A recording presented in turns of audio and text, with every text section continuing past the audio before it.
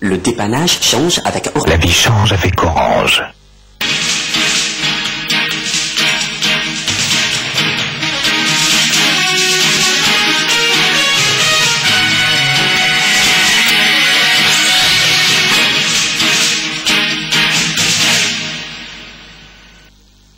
Messieurs, Mesdames, bonsoir. À l'entame de cette édition, retenez tout d'abord que le Conseil supérieur de la magistrature s'est réuni ce lundi 12 août 2013 sous la présidence de son Excellence Mamadou Issoufou, président de la République, chef de l'État, premier magistrat du pays. C'était ce matin à la Cour suprême de Niamey. Nous y reviendrons dans quelques instants. Le président de l'Assemblée nationale, Mahamadou, s'est entretenu ce matin avec l'ambassadeur de la République fédérale d'Allemagne, Dr Gordon Krieg. Les députés du groupe parlementaire MSD Nassara viennent de se prononcer par rapport à l'offre du président de la République sur la formation du gouvernement d'union nationale. En effet, dans une déclaration rendue publique cet après-midi, les députés du MSD Nassara apportent leur soutien indéfectible au président de la République et exhortent le bureau exécutif national du parti à adhérer à cette proposition. La teneur de cette déclaration. Considérant l'appel lancé par le président de la République, son Excellence Issoufou Mahamadou, dans son message à la nation du 10 août 2013, en vue de la formation d'un gouvernement d'union nationale, considérant les arguments avancés pour soutenir ces projets, relatifs notamment au contexte sécuritaire régional, ayant en vue tous les avantages de cette idée en termes de stabilité et de développement pour notre pays, prenant acte de décisions prises par les différentes instances du MSD Nassara, à savoir la réunion des présidents de section, la commission politique et le bureau politique qui ont, à leur quasi-unanimité, souscrit à la proposition faite par le président de la République de mettre en place un gouvernement d'union nationale.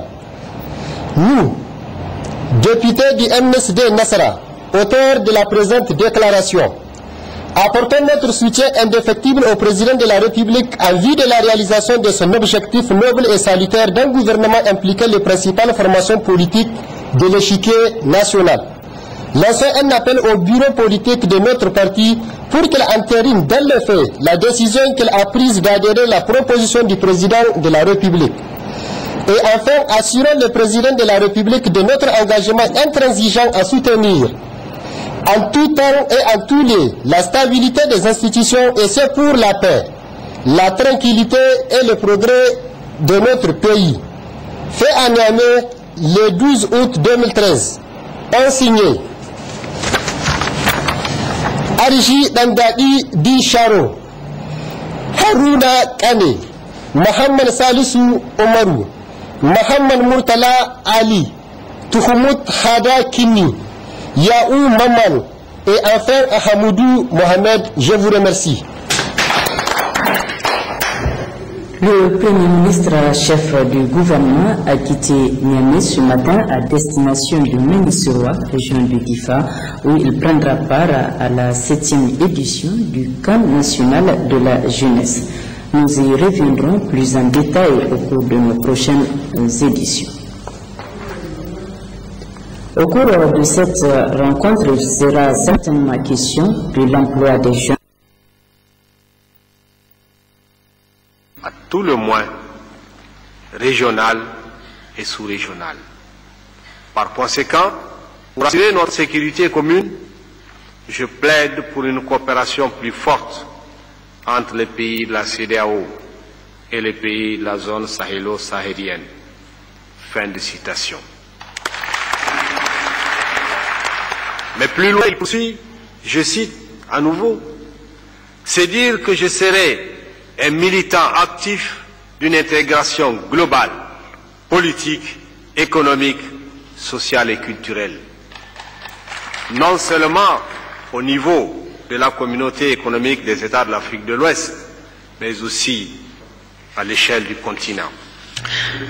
Ce festival scientifique et culturel des clubs universitaires de l'Afrique de l'Ouest, FESCUAO, regroupe 5 pays de l'Afrique de l'Ouest, dont le Mali, le Bénin, le Burkina Faso, le Togo et le Niger, ainsi que plusieurs pays invités. Du jour à Niamey se remarqué par plusieurs activités, dont entre autres des conférences, des visites et des ateliers. À reçu des examens de cette des agents de base, c'est le ministre de la Santé publique en mission de la région qui a donné le coup d'envoi de ces examens. Le compte rendu de Habib Bako et Salamatou Adam. Après une dizaine de kilomètres de la ville de Dosso, par les autorités administratives et coutumières, le ministre de la Santé publique, Souman Sanda, qui était en mission de travail dans la région de Dosso, s'est directement rendu au CG1 pour procéder au lancement des examens uniques de certification des examens de base. En effet, il a procédé à l'ouverture de l'enveloppe contenant la première étape de ces examens et souhaité bonne chance aux candidats tout en les donnant son visage. Après ce lancement, le ministre de la Santé publique traduit ses convictions pour l'organisation de ces examens. On saisit l'occasion de cette visite à Dosso pour procéder au lancement de l'examen unique de certification en santé pour nous réjouir de ce que, après 3 années aujourd'hui, se positionne comme pionnier en la matière. En ce sens que vous vous rappelez qu'il s'agit des recommandations de l'Organisation ouest-africaine de la santé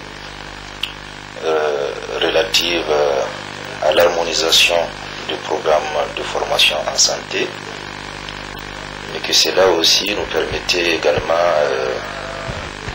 de mettre en œuvre de manière efficiente notre plan de développement des ressources humaines, chose qui met en avant la qualité de la formation. Il vous souviendra qu'également le Burkina avait envoyé au mois de juin une équipe du ministère de la Santé publique pour venir s'inspirer du modèle de notre pays en matière d'organisation d'examen unique de certification. Donc j'ai pu dire que globalement nous sommes satisfaits en ce que au niveau de ces 3 sessions, vous savez que le processus avait commencé en 2011. Notre démarche a été pédagogique, mais nous avons été fermes et intransigeants par rapport à la rigueur sur les dossiers. Nous nous sommes engagés avec l'aide de Dieu à créer toutes les conditions pour assurer le maximum de transparence au niveau de ces examens. Nous sommes heureux aujourd'hui de constater que les élèves et étudiants ont pu accéder à leur salle d'examen et que tout se passe dans de très bonnes conditions. Ce qui permettra sans nul doute d'améliorer les performances de notre système de santé, car la qualité des soins dépend de la qualité du personnel soignant. Alors, bonne chance à tous les candidats. Sur un tout autre plan, le haut commissaire à l'aménagement de la vallée du Niger, Amadou Harouna, a accordé un entretien exclusif à Télé Sahel. Dans l'extrait qui va suivre, Amadou Harouna évoque les raisons de la résiliation du contrat de construction du barrage de Kandaji à l'entreprise russe ZVS. Je voudrais préciser quand même un certain nombre de choses. D'abord, rappeler que le contrat avec l'entreprise russe a été signé le 21 septembre 2010 et l'ordre de service de commencer les travaux, le démarrage effectif des travaux était le 23 août 2011 pour un délai contractuel de 57 mois. Alors, 2 ans après le démarrage des travaux, le taux d'exécution tourne aux alentours de 7%, très précisément 6,9%. Les travaux sont toujours au stade de préparatoire, donc la phase préparatoire. L'entreprise n'a pas commencé jusqu'à présent les vrais travaux du barrage. Alors, je voudrais rappeler que déjà le 2 janvier 2012, le maître d'ouvrage ayant constaté que l'entreprise ne mobilisait pas le personnel et les moyens matériels pour démarrer, avait déjà donc adressé une première mise en demeure à l'entreprise. Alors l'entreprise n'a pas réagi effectivement, et le 4 janvier 2013, c'est-à-dire un an après, le constat est que les travaux n'ont pas encore connu un taux d'avancement appréciable. Le maître d'ouvrage a adressé encore une deuxième mise en demeure à l'entreprise pour lui demander de mobiliser le matériel, de commencer les travaux conformément aux clauses contractuelles. Et pendant cette période-là, les partenaires techniques et financiers ont visité le chantier. Au total, il y a eu une dizaine de missions de supervision des bailleurs de fonds qui sont rendues et qui ont constaté également que l'entreprise, les travaux n'avançaient pas sur le chantier. Alors à l'époque, 2 scénarios avaient été envisagés. Et le premier consistait donc à poursuivre les travaux avec l'entreprise sous certaines conditions. Le deuxième scénario était de procéder à la résiliation pure et simple du marché. En son temps, le maître d'ouvrage, donc l'État du Niger, avait opté pour la première solution, c'est-à-dire de continuer avec l'entreprise sous certaines conditions, en essayant vraiment de créer toutes les conditions pour que l'entreprise puisse surmonter ces difficultés, et en fondant l'espoir que l'entreprise elle-même arrivera donc à respecter tous les engagements qu'elle a pris et les nouveaux engagements. Alors en son temps, un nouveau planning a été élaboré par l'entreprise elle-même, vérifié par l'ingénieur conseil, et qui a été donc accepté de toutes les parties. Malheureusement, une fois de plus, l'entreprise n'a pas respecté ses engagements. Et en fin mars, le maître d'ouvrage a adressé une troisième et dernière mise en demeure à l'entreprise. Et cette mise en demeure était claire, avec des activités à réaliser dans des délais bien précis, que si l'entreprise ne réalisait pas dans les délais, le maître d'ouvrage se réservait le droit d'appliquer les dispositions pertinentes du contrat relatif à la résiliation du marché. Malheureusement, un mois après cette mise en demeure, le constat est toujours là que les travaux n'ont pas avancé. Le chantier était presque à l'arrêt d'ailleurs, il n'y avait presque pas de travaux sur le chantier. Donc c'est pour dire que la résiliation a été motivée par l'incapacité de l'entreprise à réaliser les travaux et à respecter les engagements. Et de l'autre côté, pour le maître d'ouvrage, pour avoir une meilleure lisibilité de la réalisation de ce barrage-là. Parce que l'objectif pour l'État, c'est de réaliser quand même cet ouvrage-là. Avec cette entreprise-là, il n'y avait aucune lisibilité. Elle n'arrivait pas à respecter tous les contrats. Donc le maître d'ouvrage ne pouvait pas continuer à jouer au dilatoire. Il a arrêté et puis il a décidé de rester le contrat.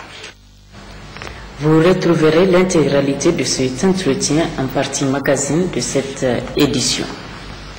Le commissaire chargé de l'organisation du Hajj et de la Omra met les bouchées doubles pour une bonne réussite du Hajj 2013. Ainsi, après la séance de formation des encadreurs, le commissaire à l'organisation du Hajj, El Hajj Belko Garba, a rencontré ce matin les 26 organisateurs identifiés qui auront la lourde mission d'acheminer les 1200 pèlerins nigériens en terre sainte de l'islam. Cette année, mesdames et messieurs, vous aurez la lourde responsabilité de conduire 12 000 Nigériens, j'ai dit bien 12 000, pas un de plus, pas un de moins, 12 000 Nigériens de tout âge et de toutes conditions sur les lieux saints de l'islam. Vous avez la confiance de vos pèlerins, de vos compagnons de profession et aussi du commissariat pour cette mission qui vous est confiée. Soyez dignes de cette confiance. En ayant une conduite exemplaire au Niger et en Arabie Saoudite. Vous êtes des bergers, conduisez-vous en bon berger. Vous êtes aussi un peu les ambassadeurs du Niger. Donc il faut éviter tout comportement qui peut ternir l'image du Niger à l'extérieur. Soyez conscients de la responsabilité qui pèse sur vos épaules. Je prie que le Seigneur nous assiste tous. Cela étant, je vais vous rappeler quelques responsabilités spécifiques. D'abord au Niger. Il vous appartient à partir de maintenant de finaliser la mise en état de vos pèlerins en leur dotant des documents de voyage. Nous avons assez d'imprimés de passeports et pas de rupture. Nous avons des carnets et des vaccins en stock suffisant. Ça c'est prouvé. De poursuivre la sensibilisation et la formation de vos pèlerins. Et ça conformément au test qui organise le Hajj et la Omra au Niger. C'est une obligation qui vous incombe. Vous devez les regrouper à Niamey dans des logements décents. Je dis bien des logements décents et ça on va y veiller. Ensuite vous devez les informer régulièrement et les conduire à l'aéroport le jour du départ 6 heures avant l'heure de départ. En Arabie Saoudite, vous devez organiser leur accueil à l'aéroport de débarquement, accélérer les formalités de sortie et les conduire pour les hébergements. Ici, j'attire votre attention sur les exigences des autorités saoudiennes et du commissariat en matière d'hébergement. L'hébergement est un point très sensible. Il doit se faire dans des logements propres et pas loin des lieux saints. Vous avez tous vos lettres de convoyage. Dès l'instant où vous avez l'aide de convoyage, qu'est-ce qui vous revient? C'est de payer le cautionnement de 250 rials par pèlerin. À l'heure où nous nous entretenons, certains organisateurs se sont déjà pliés à cette obligation.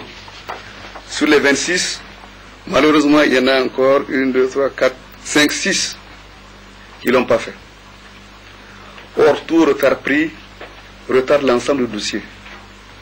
Alors, il ne faut pas que par votre comportement, vous retardez tout le monde. Il faut donc, sans tarder, aller vous plier à cette obligation qui est la vôtre. De toutes les façons, ce n'est qu'un dépôt, c'est une garantie. Vous savez bien que vous serez remboursé s'il n'y a pas de problème en Arabie Saoudite ou ailleurs. Le dossier grand reportage de cette édition nous amène ce soir dans la région de Zender à la découverte de la situation de la campagne pastorale, notamment les investissements faits par l'État dans le secteur de l'élevage. Tahir Hassan, Ouattara Moussa.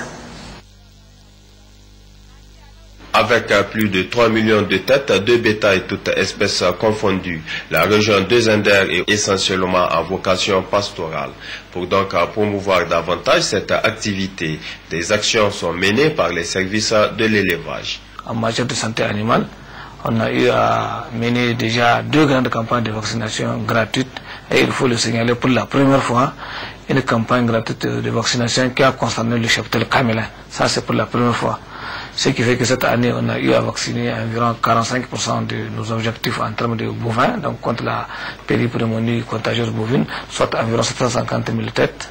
On a eu donc à vacciner aussi 30% donc de petits ruminants contre la peste des petits ruminants, soit environ 1 300 000 têtes donc de petits ruminants ovins et caprins. Environ 30 000 têtes donc de bovins et de camélons ont été vaccinés contre la pasteurellose. En dehors donc de quelques vaccinations, ça est là contre la calaverie et la pasteurellose chez les bovins, donc il y a à la demande des éleveurs. Et ça pour un coût global pour cette année d'environ 100 millions de francs CFA. La campagne pastorale 2013-2014 est satisfaisante dans la région. À l'excédent fourrager de l'année dernière s'ajoutent les efforts de l'État pour soutenir les éleveurs. La situation alimentaire du cheptel donc elle est actuellement assez bonne. Si vous avez pu voir les animaux, vous allez voir que les animaux ont encore un bon état de bon point. Pourquoi? Parce que l'année dernière, on était sorti d'une campagne qui a eu un excédent fourrager d'environ 900 000 tonnes. C'est ça qui fait que donc la situation pastorale actuellement en tout cas est assez bonne, sauf donc en zone sud, et c'est finalement la zone sud et la communauté urbaine des Andes sont des zones de localité qui sont de manière chronique donc déficitaires. Toujours en matière donc de production animale. Comme je viens de parler de l'aliment bétail, il faudrait que déjà la campagne passée, l'État a donné 2500 tonnes d'aliments pour le bétail pour en tout cas appuyer les éleveurs. Et cette année aussi, on est en train de recevoir 980 tonnes d'aliments pour le bétail. Donc toujours pour appuyer les éleveurs afin donc de subvenir aux besoins des cheptels, compte tenu donc de la période. Et ça c'est venu à point nommé cette année parce que non seulement la campagne hivernale a accumulé donc un retard, mais aussi les prix étant capricieux, donc actuellement donc les besoins se fait sentir surtout donc en zone sud. Donc toujours en matière donc de production animale, il faudrait qu'on a eu à bénéficier donc du fonçage déjà la campagne passée de 5 puits pastoraux. On a eu à réhabiliter 7 puits pastoraux. On a eu encore à acheter, donc à mettre à la disposition des communes des machines broyeuses en vue donc de valoriser donc les résidus agricoles, donc soit les tiges de mil, les tiges de sorgho, les fans d'argile. Donc c'est une technique qui permet donc